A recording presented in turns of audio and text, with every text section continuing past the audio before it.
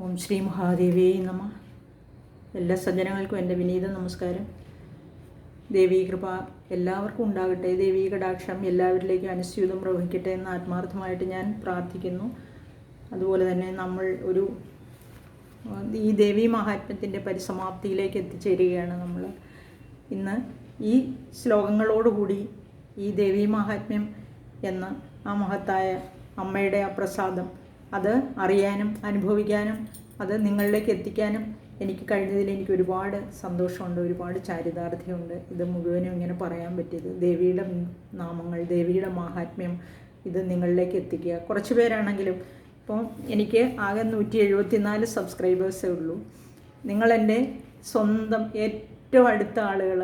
ദേവി എനിക്ക് കൊണ്ടുവന്ന് തന്നവരാണ് നിങ്ങൾ. അപ്പോൾ നിങ്ങളിലേക്ക് എനിക്ക് വളരെയധികം ഒരു അറ്റാച്ച്മെൻറ്റ് നമ്മൾ തമ്മിലുണ്ട്. വളരെ സന്തോഷത്തോടു കൂടി ഞാനത് നിങ്ങളിലേക്ക് എത്തിക്കുന്നു, നിങ്ങളുമായിട്ട് പങ്കുവയ്ക്കുന്നു. എല്ലാ ക്ഷേമ ഐശ്വര്യങ്ങളും ഉണ്ടാകട്ടെ എന്ന് പ്രാർത്ഥിക്കുന്നു. നിങ്ങളെല്ലാവരും എന്നും എൻ്റെ പ്രാർത്ഥനയെ കാണും. എല്ലാവരും, എനിക്കാരെയും നേരിട്ടറിയില്ല. പിന്നെ പക്ഷേ എല്ലാവരും വളരെ ക്ലോസ് ആണ്. എൻ്റെ ഹൃദയത്തോട് ചേർന്ന് നിൽക്കുന്നവർ എന്ന് കരുതിയാണ് ഞാൻ നിങ്ങളോട് സംസാരിക്കുന്നത്. അപ്പോൾ ഈ ദേവീ മഹാത്മ്യം പാരായണം ചെയ്യാനോ അല്ലെങ്കിൽ ഇത് ഇങ്ങനെ പറയാനോ ദേവിയുടെ അനുഗ്രഹം ഒന്ന് മാത്രം മതി. ആ ദേവിയുടെ അനുഗ്രഹം ഉണ്ടെങ്കിൽ നമുക്കത് പറയാനുള്ള മനസ്സുണ്ടാകും. ആ മനസ്സുണ്ടാകണമെങ്കിൽ ദേവിയുടെ അനുഗ്രഹം വേണം, അല്ലേ? അപ്പോൾ അങ്ങനെ ഇത് നിങ്ങളിലേക്ക് എത്തിക്കാനും ഇവിടം വരെ എത്തിക്കാനും കഴിഞ്ഞത് ഏറ്റവും വലിയ അനുഗ്രഹം തന്നെയാണ്, ദേവിയുടെ അനുഗ്രഹം തന്നെയാണത്. അപ്പോൾ ഇതിൻ്റെ പരിസമാപ്തിയിലേക്ക് എത്തുകയാണ്. 20ാമത്തെ ശ്ലോകമാണ് പറയാൻ പോകുന്നത്. ഇത് കഴിഞ്ഞ് ഞാൻ ഇതെങ്ങനെ പാരായണം, ഞാൻ ആദ്യം ഒരു വീഡിയോ ഇട്ടിരുന്നു, അപ്പോൾ അത് ഞാൻ പിന്നെ ഡിലീറ്റ് ചെയ്ത് കളയുക ചെയ്തത്. അപ്പോൾ എങ്ങനെ പാരായണം ചെയ്യണം, എന്തെല്ലാം ചെയ്യരുത് എന്ന് ഇത് കഴിഞ്ഞിട്ട് ഞാൻ ഒരു ചെറിയ വീഡിയോയും കൂടി ഇടുന്നുണ്ട്. അപ്പോൾ നമുക്കിന്ന് ബാക്കി ശ്ലോകങ്ങൾ നോക്കാം. മൂർത്തി രഹസ്യത്തിലെ ഇത് 11ാം അധ്യായത്തിൽ പറഞ്ഞിരിക്കുന്ന ആ ദേവിയുടെ മറ്റ് അവതാരങ്ങളാണ്. ഇനി വരാൻ പോകുന്ന നന്ദാഭഗവതിയുടെ ശാകംഭരി, ശതാക്ഷി, അതുപോലെ ദുർഗ, സതി, ചണ്ഡി, കാളിക, അങ്ങനെ പല രൂപങ്ങളിൽ നമ്മുടെ മുമ്പിൽ വരുന്ന ഒരു ദേവി തന്നെയാണ് എന്ന് പറഞ്ഞു. അപ്പോൾ നമുക്ക് ആ ദേവിയെ നമുക്ക് വീണ്ടും എങ്ങനെ ധ്യാനിക്കണം, എങ്ങനെ ഉപാസിക്കണം എന്ന് പറഞ്ഞ് അവസാനിപ്പിക്കുകയാണെന്ന്. അപ്പോൾ ഇത് അത്യന്തം രഹസ്യമാണ്. അങ്ങനെയുള്ള രഹസ്യമയമായ സ്തോത്രമാണ് സുമേധസ് മഹർഷി സുരഥ മഹാരാജാവിനോട് പറഞ്ഞു കൊടുത്തത്. വേറെ ആരോടും പറയരുതെന്ന് പറഞ്ഞാണ് ഇത് പറഞ്ഞു കൊടുക്കുന്നത്. അപ്പോൾ നമുക്കും അങ്ങനെ തന്നെ അതങ്ങ് ശീലിക്കാം. നമുക്ക് നോക്കാം എങ്ങനെയാണെന്ന്. അപ്പോൾ 20ാമത്തെ ശ്ലോകം പറഞ്ഞു കഴിഞ്ഞു. 21ാമത്തെ ശ്ലോകത്തിൽ നമ്മൾ ഭ്രാമരീ ദേവിയെ പറ്റിയാണ് 20ാമത്തെ ശ്ലോകത്തിൽ പറഞ്ഞത്. 21ാമത്തെ ശ്ലോകത്തിൻ്റെ 1ാമത്തെ വരി പറഞ്ഞു നിർത്തി. ആ ജഗത് രക്ഷയ്ക്കായിട്ട്, ലോകരക്ഷയ്ക്കായിട്ട് അവതരിക്കാൻ പോകുന്ന ആ 7 ഉപാസനാമൂർത്തികളുടെ ഉപാസനയാണ് പറഞ്ഞുകൊണ്ടിരുന്നത്. നമുക്കത് വീണ്ടും തുടരാം. ഇനി ചിത്രഭ്രമരപാണിഹി സാ മഹാമാരീതി ഗീയതേ വരെ പറഞ്ഞു നിർത്തിയിരുന്നു. ബാക്കി നോക്കാം. ഇത്യേതാമൂർത്തയോ ദേവിയ വ്യാഖ്യാത വസുധാധിപ ജഗന്മാതുശ്ചണ്ഡികായ കീർത്തിത കാമധേനവ. കാമധേനുവിനെ നമുക്കറിയാം, അല്ലേ? കീർത്തിത കാമധേനവ, കീർത്തിക്കുന്നു, പ്രകീർത്തിക്കുന്നു, വർണ്ണിക്കുന്നു. കാമധേനുവിൻ്റെ പ്രത്യേകത എന്താണ്? നമ്മൾ എന്ത് ചോദിച്ചാലും തരും, അല്ലേ? നമ്മളൊരു പാത്രം കൊണ്ടുപോയി, പാത്രം വേണ്ട, എനിക്ക്, അല്ലയോ മാതാവേ എനിക്ക് കുറച്ച് പായസം വേണമെന്ന് പറഞ്ഞാൽ ഉടനെ നമ്മുടെ മുമ്പിലേക്ക് എത്തിച്ചു തരും. എന്ത് വേണമെന്ന് പറഞ്ഞാലും ആ ദേവി തരും, അല്ലേ? കാമധേനുവാണ് ഈ ദേവി, കാമധേനുവാണ്. ജഗന്മാതുശ്ചണ്ഡികായ, ജഗന്മാതാവായ ചണ്ഡികാദേവി.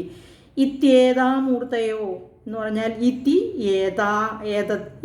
ഏതത് മൂർത്തയോ, അതായത് ഈ പറഞ്ഞിരിക്കുന്ന ഏതാഹമൂർത്തയ എന്ന് പറഞ്ഞാൽ ഈ മൂർത്തികൾ, ഞാൻ മുൻപ് വർണ്ണിച്ച എല്ലാ മൂർത്തികളും. ഇതി ഏതാഹമൂർത്തയ ഇതി വ്യാഖ്യാത, ഇങ്ങനെ ഞാൻ വർണ്ണിച്ചു നിങ്ങളോട്, രാജാവിനോട് ഞാൻ ഈ വർണ്ണിച്ച മൂർത്തികളെല്ലാം കീർത്തിതാഹ എന്ന് പറഞ്ഞാൽ പ്രകീർത്തിച്ചിരിക്കുന്നു. ഞാൻ അവരെ ഇങ്ങനെ പുകഴ്ത്തിയിരിക്കുന്നു. എങ്ങനാ? കാമധേനവഹ, കാമധേനു എന്നാണ് പറഞ്ഞിരിക്കുന്നത് ഈ ദേവിയെ. ഇഷ്ടങ്ങളെയെല്ലാം സാധിച്ചു തരുന്ന കാമധേനു എന്ന് ഞാൻ ആ ദേവിയെ പുകഴ്ത്തി വർണ്ണിച്ചു. വസുധാധിപ, അല്ലയോ രാജാവേ, ജഗന്മാതുഹു ചണ്ഡികായാഹ ദേവ്യാഹ, ജഗന്മാതാവായ, ലോകമാതാവായ, ആശ്രിത വത്സലയായ നമ്മുടെ ലോകമാതാവായ അമ്മയെ ഞാൻ, ആ ചണ്ഡികാദേവിയെ ഞാൻ കാമധേനു എന്ന് വർണ്ണിച്ചു. എന്തുകൊണ്ടാണ്? നമ്മുടെ എല്ലാ ഇഷ്ടങ്ങളെയും സാധിച്ചു തരുന്നവളാണ് ആ ദേവി. അതുകൊണ്ട് ഞാൻ ആ ദേവിയെ, ആ മൂർത്തികളെ, ആ ദേവിയുടെ ആ മൂർത്തികളെ ഇങ്ങനെയെല്ലാം വർണ്ണിച്ചു, അല്ലെങ്കിൽ എന്നാൽ വർണ്ണിക്കപ്പെട്ടു എന്ന് ഈ രാജാവിനോട് പറയുകയാണ്. വസുധ ഭൂമിദേവിയാണ്. ആ ഭൂമിപൻ വസുധൻ, നമ്മൾ ഒരുപാട് പര്യായപദങ്ങൾ ഇപ്പോൾ പഠിച്ചു. ഈ ഓരോ ശ്ലോകത്തിലും ഓരോ പേരാണ് രാജാവിന് കൊടുത്തിരിക്കുന്നത്. ഇവിടെ വസുധയുടെ അധിപനാണ്, അതായത് ഭൂമിയിലുള്ള എല്ലാ ജീവജാലങ്ങളുടെയും അധിപനാണ്. അവയെല്ലാം കാത്തുരക്ഷിക്കുന്ന രാജാവാണ്. രാജാവിൻ്റെ പ്രജകളാണ് ഭൂമിയിലുള്ള എല്ലാ ജീവജാലങ്ങളും. അതുകൊണ്ടാണ് വസുധാധിപൻ എന്ന് പറഞ്ഞിരിക്കുന്നത്. ഇവിടെ ഇനി നോക്കി അടുത്തത് പറഞ്ഞിരിക്കുന്ന ഇതം രഹസ്യം പരമം ന വാച്യം കസ്യചിത്വയ വ്യാഖ്യാനം ദിവ്യമൂർത്തീനാം അവഹിതസ്വയം വ്യാഖ്യാനം ദിവ്യമൂർത്തീനാം അധീഷ്വാവഹിതസ്വയം എന്ന് പറഞ്ഞാൽ അവഹിതസ്വയം. അവഹിതം എന്ന് പറഞ്ഞാൽ ഇവിടെ അർത്ഥം പറഞ്ഞിരിക്കുന്നത് ഭഗവാൻ തന്നെ ഏകാഗ്രചിത്തനായിട്ട് സ്വയം അവഹിത, അതായത് സ്വയം അറിയുക എന്നേ അർത്ഥമുള്ളൂ അതിന്. ഇതം, ഈ പറഞ്ഞിരിക്കുന്നത്, ഇതം ഇപ്രകാരം എന്നാൽ പറയപ്പെട്ട ഈ രഹസ്യം, പരമം വാച്യം എന്ന് പറഞ്ഞാൽ പറയാൻ പാടില്ലാത്തത്, ആരോടും പറയാൻ പാടില്ലാത്തത്. കസ്യചിത് ത്വയാ, അതായത് ത്വയാ നിന്നാൽ, കസ്യചിത് ഒരിക്കലും ആരോടും നിന്നാൽ പറയാൻ പാടില്ല, അതായത് നീ ആരോടും പറയാവുന്നതല്ല, നിന്നാൽ പറയപ്പെടാവുന്നതല്ല എന്ന് പറഞ്ഞിരിക്കുന്നു. വാച്യം പറയരുത്, വാച്യം. സ്വയം അവഹിത, നീ തന്നെ അറിയുക. എങ്ങനെ അറിയണം? ദിവ്യമൂർത്തീനാം വ്യാഖ്യാനം, ഈ ദിവ്യമൂർത്തികളുടെ ഈ ആഖ്യാനത്തെ, ഞാൻ നിന്നോട് പറഞ്ഞതായ ഈ ദിവ്യമൂർത്തികളുടെ ധ്യാനം, ഉപാസന, ഈ ക്രമങ്ങൾ, പൂജ, ഈ രീതികളെല്ലാം ഈ മൂർത്തി രഹസ്യത്തിലും വൈകൃതിക രഹസ്യത്തിലും പ്രാധാനിക രഹസ്യത്തിലും പറഞ്ഞ ഈ കാര്യങ്ങളെല്ലാം, ഈ ഉപാസനാവിധികളും പൂജാവിധികളും ധ്യാനവിധികളുമെല്ലാം ആരോടും നിന്നാൽ പറയപ്പെടാവുന്നതല്ല എന്ന് പറഞ്ഞാൽ ഇത് അത്യന്തം രഹസ്യമാണ്. ഈ ഏറ്റവും രഹസ്യമായിട്ടുള്ള ഇത് വേറെ ആരോടും പറയരുത്. ഭഗവാൻ തന്നെ ഏകാഗ്രചിത്തനായിട്ട് അധീഷ്വഹ, പിന്നെയും പാഠം ചെയ്താലും എന്ന് മഹാരാജാവിനോട് പറഞ്ഞു. എന്നിട്ട് ഇതം രഹസ്യം പരമം എന്ന് പറഞ്ഞാൽ ഇവിടെ ഏറ്റവും എന്ന അർത്ഥമാണ്. അപ്പോൾ വേറെ ആരോടും പറയരുത്. ഇനി അവഹിതൻ എന്നുള്ളതിന് ഇവിടെ പറഞ്ഞിരിക്കുന്നു വേറൊരു അർത്ഥവും കൂടെ പറഞ്ഞിരിക്കുന്നത് അർദ്ധവിചാരത്തോടു കൂടിയവൻ എന്നാണ്. ഇവിടെ അർത്ഥവിചാരത്തോടു കൂടിയവൻ എന്നാൽ എന്താണെന്ന് നോക്കാം. നമുക്കറിയാം ഈ പൂജാവിധികളും അതുപോലെ ധ്യാനവിധികളും ഉപാസനാവിധികളും അത്യന്തം രഹസ്യമാണ് എന്ന് പറഞ്ഞു. അത് തന്നെത്താൻ ഏകാഗ്രചിത്തനായിട്ട് മനനം ചെയ്യുക, പാഠം ചെയ്യുക എന്നും പറഞ്ഞു. അപ്പോൾ അതെങ്ങനെ പാഠം ചെയ്യണം? അവഹിത, തന്നെ അതിൻ്റെ അർത്ഥം മനസ്സിലാക്കി ഏകാഗ്രചിത്തനായിട്ട് തന്നെത്താൻ മനസ്സിലാക്കുക എന്നാണ് അവഹിതൻ എന്ന് പറഞ്ഞതിൻ്റെ അർത്ഥം. ഇനി തസ്മാത് സർവപ്രയത്നേന ദേവീം ജപനിരന്തരം, സർവപ്രയത്നേന ദേവീം ജപനിരന്തരം എന്ന് പറഞ്ഞാൽ നിരന്തരം. തസ്മാത് അതുകൊണ്ട് തന്നെ സർവപ്രയത്നേന എല്ലാ പ്രയത്നങ്ങളോടും കൂടി വളരെ പ്രയാസപ്പെട്ടിട്ടാണെങ്കിലും നിരന്തരം എല്ലായ്പ്പോഴും ദേവീ ജപ, ദേവിയെ ഉദ്ദേശിച്ച് ജപിച്ചാലും എന്ന് പറഞ്ഞു. ഇനി സപ്തജന്മാർജിതൈർഘോരൈർബ്രഹ്മഹത്യാ സമൈരപി പാഠമാത്രേണ മന്ത്രാണാം മുച്യതേ സർവകിൽബിഷൈഃ. സപ്തജന്മാർജിതൈർഘോരൈർബ്രഹ്മഹത്യാ സമൈരപി, അപി എന്ന് പറഞ്ഞാൽ ഓൾസോ കൂടെ, ബ്രഹ്മഹത്യ സമമായിട്ടുള്ളതും കൂടി എന്നാണ്. സപ്തജന്മാർജിതം എന്ന് പറഞ്ഞാൽ 7 ജന്മങ്ങൾ കൊണ്ട് നമ്മൾ ആർജിച്ചിട്ടുള്ള ഘോരൈഹി കഠിനങ്ങളായ, അത് കഠിനങ്ങളായ എന്ന് പറഞ്ഞിരിക്കുന്ന ബ്രഹ്മഹത്യ പോലെയുള്ള പാപങ്ങൾ പോലും എന്നാണ്. പാഠമാത്രേണ ഈ പാരായണം കൊണ്ട് മാത്രം മന്ത്രാണാം മന്ത്രങ്ങൾ മുച്യതേ സർവകിൽബിഷൈഹി എന്ന് പറഞ്ഞിരിക്കുകയാണ്. ഈ രഹസ്യ മന്ത്രത്രയങ്ങളുടെ പാരായണം കൊണ്ട് മാത്രം, ഈ മന്ത്രങ്ങളുടെ പാരായണം കൊണ്ട് മാത്രം 7 ജന്മം ചെയ്ത പാപങ്ങൾ പോലും, അതായത് ആർജിക്കുക എന്ന് പറഞ്ഞാൽ സമ്പാദിക്കുക എന്നാണ്. നമ്മൾ ഏതെങ്കിലും പാപം ചെയ്താലേ നമുക്ക് പാപം ചെയ്യുമ്പോഴാണല്ലോ അത് നമുക്ക് സമ്പാദിക്കപ്പെടുക എന്ന് പറഞ്ഞാൽ അതിൻ്റെ ഫലം നമുക്ക് കിട്ടുന്നത്. അങ്ങനെ അത്രമാത്രം കഠിനം. ഏറ്റവും വലിയ കുറ്റം എന്ന് പറഞ്ഞാൽ അന്നത്തെ കാലത്തൊക്കെ എന്ന് പറഞ്ഞാൽ ബ്രഹ്മഹത്യയാണ് ഏറ്റവും വലിയ പാപം. ഒരു കാരണവശാലും ഈ അതായത് ബ്രാഹ്മണരെ ഒന്നും വധിക്കാൻ പാടില്ല. അതാണ് ബ്രഹ്മഹത്യാ പാപം എന്ന് പറയുന്നത്. ബ്രഹ്മത്തെ അറിയുന്നവനാണ് ബ്രാഹ്മണൻ. അതുകൊണ്ട് ആ ബ്രാഹ്മണരെ കൊല്ലുക അല്ലെങ്കിൽ അതിന് തുല്യമായ പാപങ്ങൾ ചെയ്യുക ഇത് ഏറ്റവും വലിയ പാപമായിട്ട് കണക്കാക്കപ്പെടുന്നു. അങ്ങനെ സർവ്വകിൽബിഷൈ എന്ന് പറഞ്ഞാൽ കിൽബിഷൈഹി എന്ന് പറഞ്ഞാൽ എല്ലാ പാപങ്ങളിൽ നിന്നും മോചിപ്പിക്കപ്പെടുന്നു. എപ്പോഴാണ്? ഈ നിരന്തരം ദേവിയെ ധ്യാനിച്ച് ഈ 3 മന്ത്രങ്ങൾ, ഈ രഹസ്യത്രയങ്ങൾ, അതായത് ഈ 3 രഹസ്യങ്ങളും പാരായണം ചെയ്താൽ എല്ലാ പാപങ്ങളിൽ നിന്നും നമുക്ക് മുക്തി ലഭിക്കുമെന്ന് പറഞ്ഞിരിക്കുകയാണ്. ദേവ്യാധ്യാനം മയാഖ്യാതം ഗുഹ്യതരം മഹത് തസ്മാത് സർവപ്രയത്നേന സർവകാമഫലപ്രദം. ദേവ്യാധ്യാനം മയാഖ്യാതം ഗുഹ്യതരം മഹത് തസ്മാത് സർവപ്രയത്നേന സർവകാമഫലപ്രദം എന്ന് പറഞ്ഞിരിക്കുകയാണ്. ഇവിടെ ദേവിയുടെ ഈ ധ്യാനം എന്നാൽ പറയപ്പെട്ടത് മയാഖ്യാതം, എന്നാൽ അഖ്യാതം പറയപ്പെട്ടത് ഗുഹ്യതരം എന്ന് പറഞ്ഞാൽ രഹസ്യങ്ങളിൽ വെച്ച് രഹസ്യമാണ് എന്ന് പറഞ്ഞാൽ രഹസ്യതരമാണ്, അതായത് അത്യന്തം രഹസ്യമാണ് എന്നേ അർത്ഥമുള്ളൂ. ഏറ്റവും മഹത്തരവുമാണ്. അതുകൊണ്ട് തന്നെ സർവപ്രയത്നേന സർവപ്രയത്നം എന്ന് പറഞ്ഞാൽ സർവവിധ പ്രയത്നത്തോടും കൂടി എന്ന് പറഞ്ഞാൽ എന്താ? വളരെ പണിപ്പെട്ട്, വളരെ പ്രയാസപ്പെട്ട് എന്നാൽ പറയപ്പെട്ടു. അതായത് സർവപ്രയത്നേന ആഖ്യാതം, എന്നാൽ വളരെ പണിപ്പെട്ടാണ് നിന്നോട് ഞാൻ വളരെ പ്രയാസപ്പെട്ടാണ് നിന്നോട് പറഞ്ഞതെന്നർത്ഥം. നിനക്കായിക്കൊണ്ട് ഞാനിത് പറഞ്ഞു തന്നു.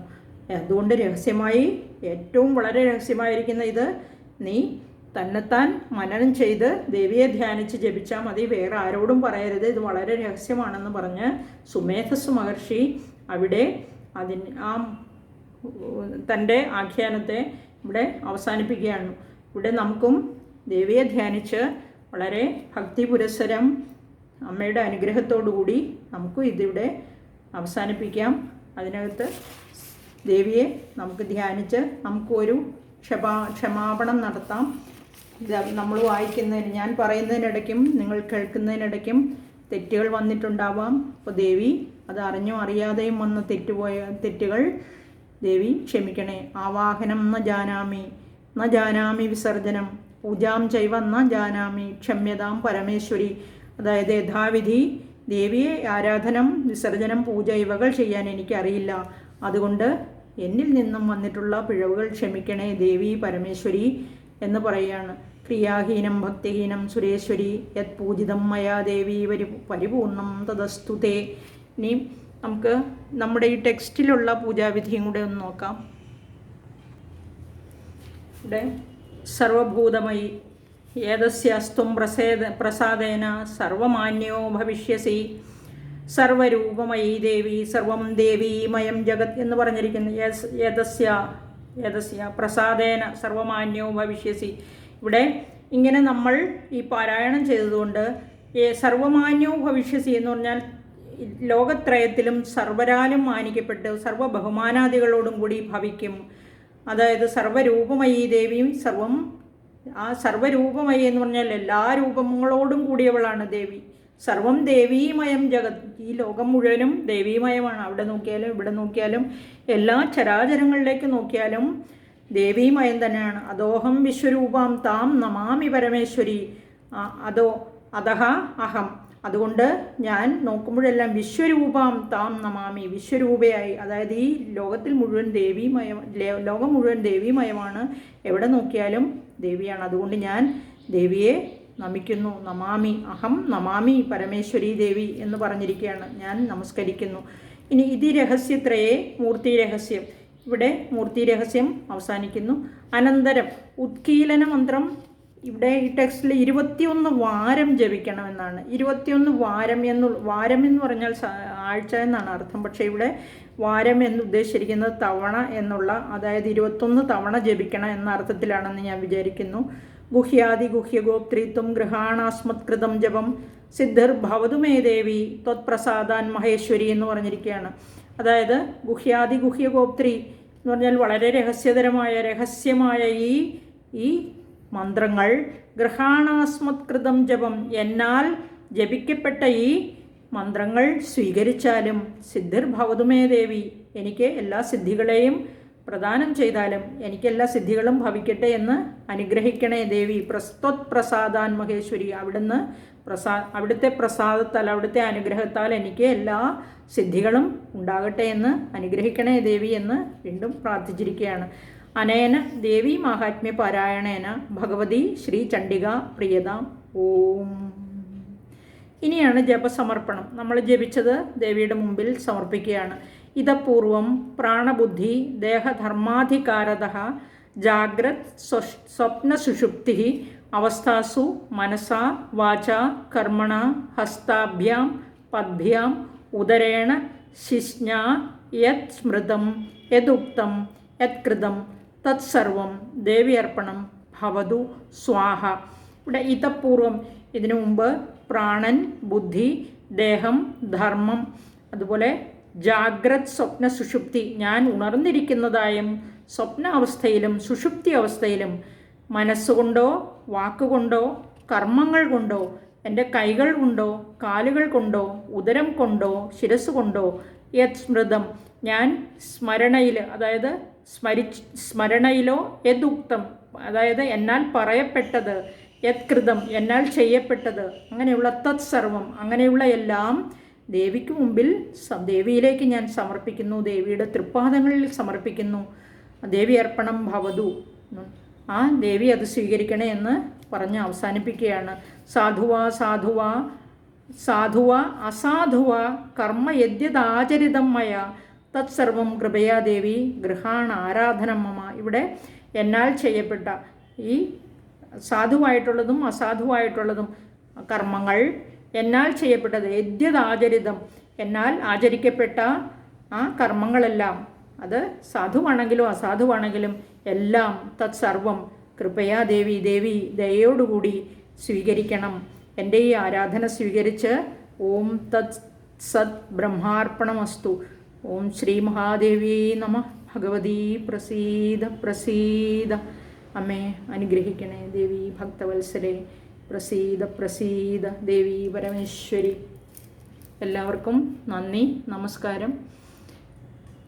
ഇനി അടുത്ത വീഡിയോയിൽ ഇത് എങ്ങനെ പാരായണം ചെയ്യണം, എങ്ങനെ ചെയ്യണ്ട എന്ന് പ്രതീക്ഷിക്കാം.